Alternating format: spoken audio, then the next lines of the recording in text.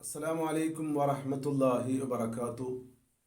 അൽഹംദുലില്ലാഹി റബ്ബിൽ ആലമീൻ വസ്സലാത്തു വസ്സലാമു അലാ അഷ്റഫിൽ മഖ്ലൂഖീൻ വഅലാ ആലിഹി വസഹ്ബിഹി അജ്മഈൻ.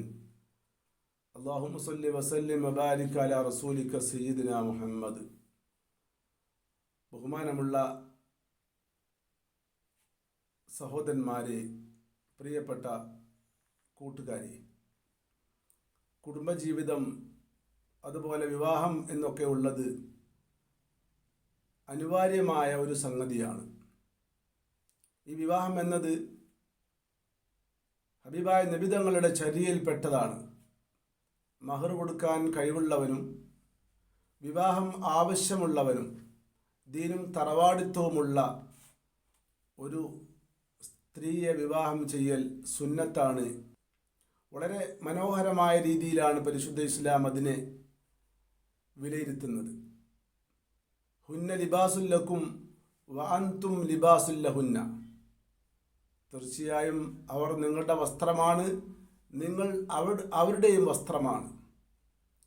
നാം മനസ്സിലാക്കേണ്ടതുണ്ട്, ശരീരത്തിൽ ധരിക്കുന്ന വസ്ത്രം ആ ശരീരത്തിനോട് എത്രത്തോളം ചേർന്ന് നിൽക്കുന്നു, വളരെ അടുത്ത് നിൽക്കുന്ന ഒരു രീതിയാണല്ലോ വസ്ത്രം ധരിക്കുക എന്നുള്ളത്.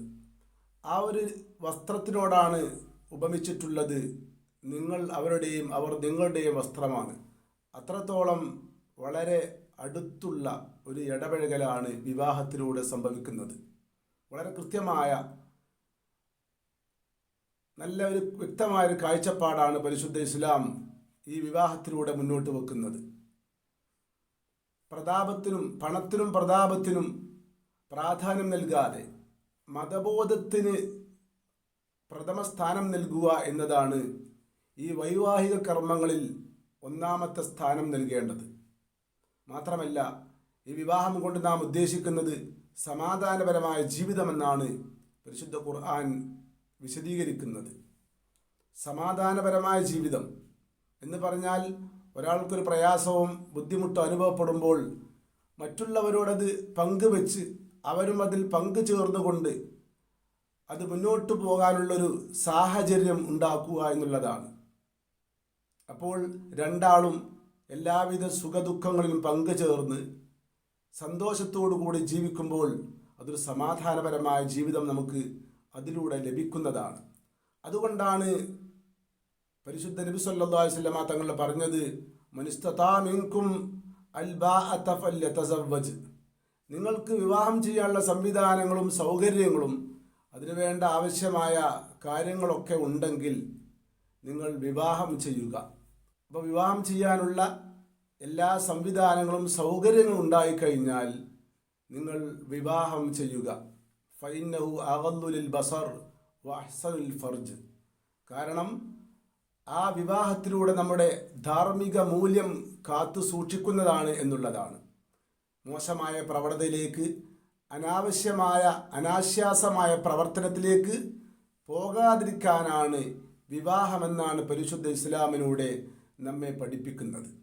അതുകൊണ്ട് തന്നെ വളരെ നല്ല രീതിയിൽ പരിശുദ്ധ ഇസ്ലാം നിർദ്ദേശിച്ച രീതിയിൽ അള്ളാഹുവിനെ കൊണ്ട് വിശ്വസിക്കുന്ന വിശ്വാസമുള്ള വിശ്വാസികൾ ആ ഇസ്ലാമിൻ്റെ അനുഷ്ഠാനങ്ങൾക്കനുസരിച്ചായിരിക്കണം വിവാഹം നടത്തേണ്ടത്. നമ്മുടെ വിവാഹത്തിലൂടെ നമ്മുടെ കുടുംബക്കാർക്ക്, അയൽവാസികൾക്ക്, അതുപോലെ ബന്ധുക്കൾക്കൊക്കെ നന്നായി അവരാദരിക്കാൻ വേണ്ടി നല്ല ഭക്ഷണം നൽകുക, നല്ല വിഭവങ്ങൾ ഒരുക്കുക എന്നുള്ളതൊന്നും ആർഭാടമല്ല. അവരവരുടെ സാമ്പത്തിക സ്ഥിതി അനുസരിച്ച് നന്നായി ഭക്ഷണം നൽകാം. പക്ഷേ ആവശ്യമില്ലാതെ അനാവശ്യമായിട്ട് ചെലവഴിക്കുന്ന, അത് ഭക്ഷണത്തിന് വേണ്ടിയാണെങ്കിലും മറ്റുള്ള കാര്യങ്ങൾക്ക് വേണ്ടിയാണെങ്കിലും അത് ഉപയോഗപ്പെടുത്താൻ കഴിയാത്ത വേസ്റ്റായി മാറുന്ന രീതിയിലുള്ള ചെലവഴിക്കലാണ് ദൂരത്തിലേക്ക് എത്തിപ്പെടുന്നത്. എന്നാൽ നമ്മൾ സൽക്കരിക്കുന്ന ആ അതിഥികൾക്ക് അവരെ ആദരിച്ചുകൊണ്ട് നൽകുന്ന ഭക്ഷണങ്ങളും അതുപോലുള്ള സംവിധാനങ്ങളും ദൂരത്തിലേക്ക് എത്തുന്നില്ല. അങ്ങനെ വളരെ കൃത്യമായിട്ട് നാം കല്യാണം നടത്തുകയും ആ ഇസ്ലാമിൻ്റെ രീതി അനുസരിച്ച് നാം പ്രാവർത്തികമാക്കുകയും ചെയ്തു കഴിഞ്ഞാൽ അതിൽ നമുക്കൊരുപാട് ഖൈർ ലഭിക്കുന്നതാണ്. ഈ തരത്തിൽ കല്യാണം നടത്തുന്നതിന് പകരം ഇന്നത്തെ ആധുനിക സമൂഹത്തിൽ നടക്കുന്ന എല്ലാ കല്യാണം അങ്ങനെയല്ലെങ്കിലും പല കല്യാണങ്ങളിലും ആഭാസങ്ങളെ കൊണ്ട് നിറഞ്ഞിരിക്കുകയാണ്. ഇസ്ലാമിക ദൃഷ്ടിയിൽ അത് ഇസ്ലാമിക വിരുദ്ധമാണെന്ന് നാം പരിഗണിക്കുന്നില്ലെങ്കിൽ പോലും സാധാരണ ജനങ്ങൾക്ക് പോലും അംഗീകരിക്കാൻ പറ്റാത്ത അത്രത്തോളം വളരെ മോശമായ മലിനമായ അവസ്ഥയിലേക്കാണ് പല കല്യാണ സദസ്സുകളും ഇന്ന് കണ്ടുകൊണ്ടിരിക്കുന്നത്. ആവശ്യമില്ലാത്ത ഒരുപാട് ആഭാസങ്ങൾ അതിൽ ധാരാളമായിട്ട് സംഭവിക്കുകയാണ്. എത്രത്തോളം ഒരുപാട് അനാവശ്യമായ പ്രവർത്തനങ്ങൾ, വേണ്ടാത്ത രീതിയിലുള്ള ആനയിക്കലുകൾ, പുതിയാപ്പിളയും പുതിയ പെണ്ണുവിനെയും കൊണ്ടുവരുമ്പോൾ വേണ്ടാത്ത രീതിയിലുള്ള വാഹന, അതുപോലെ വസ്ത്രധാരണ, അതുപോലെയുള്ള കാര്യങ്ങളൊക്കെ ആവശ്യമില്ലാത്ത ചില കാര്യങ്ങൾ ചെയ്തുകൊണ്ട് പരിശുദ്ധ ഇസ്ലാമിനെയും ഈ മതത്തിൻ്റെ മുഖത്തെയും വികൃതമാക്കുന്ന തരത്തിൽ എത്രയോ കല്യാണങ്ങൾ നടക്കുന്നത് കാണുമ്പോൾ വളരെ ഏറെ പ്രയാസം അനുഭവിച്ചു കൊണ്ടിരിക്കുകയാണ്. നമ്മുടെ സമുദായത്തിൻ്റെ സ്ഥിതിവിശേഷം എൻ്റെ പ്രിയപ്പെട്ടവരെ നാം മനസ്സിലാക്കേണ്ടതുണ്ട്. ഇസ്ലാമിൻ്റെ സർവ്വമൂല്യങ്ങളെയും തിരസ്കരിച്ചുകൊണ്ട് കല്യാണം നടത്തുമ്പോൾ നാം ഒരു നിമിഷം ചിന്തിക്കണം, നമുക്കിത് ചെയ്യാൻ പറ്റുമോ ഇല്ലയോ എന്നുള്ള കാര്യം. ഓരോ കല്യാണങ്ങളിലും അടിപിടിയിലേക്ക് പോലും എത്തുന്ന രീതിയിലേക്ക് ആ കല്യാണം മാറുന്ന അവസ്ഥാവിശേഷം ഈ അടുത്ത കാലഘട്ടത്തിൽ നമുക്ക് കാണാൻ സാധിച്ചിട്ടുണ്ട്. ആവശ്യമില്ലാത്ത കോമാളി വേഷം കെട്ടി, ആവശ്യമില്ലാത്ത നടനങ്ങളും നൃത്തങ്ങളും, അതുപോലെ ഗാനമേളകളും ശബ്ദമുഖരിതമായിക്കൊണ്ട് മറ്റുള്ളവരെ പ്രയാസപ്പെടുത്തുന്ന, അലോസരപ്പെടുത്തുന്ന, മറ്റുള്ള വീട്ടുകാർക്ക് പ്രയാസം സൃഷ്ടിക്കുന്ന രീതിയിലുള്ള കല്യാണങ്ങൾ നടക്കുന്നത് കാണുമ്പോൾ അവിടെ അടിയും പ്രശ്നങ്ങളും അവിടെ ഉടലെടുക്കുകയാണ്. ഈ രീതിയിൽ കല്യാണം നടക്കുന്നത് തീർച്ചയായിട്ടും മുസ്ലിമായ നമുക്ക് യോജിച്ചതല്ല എന്നുള്ള കാര്യം ഓരോരുത്തരും മനസ്സിലാക്കുകയും നമ്മുടെ കുടുംബത്തിൽ അത്തരം കല്യാണങ്ങൾ നടത്തുകയില്ല എന്ന് ഓരോരുത്തരും തീരുമാനിക്കുകയാണ് ആദ്യമായിട്ട് വേണ്ടത്.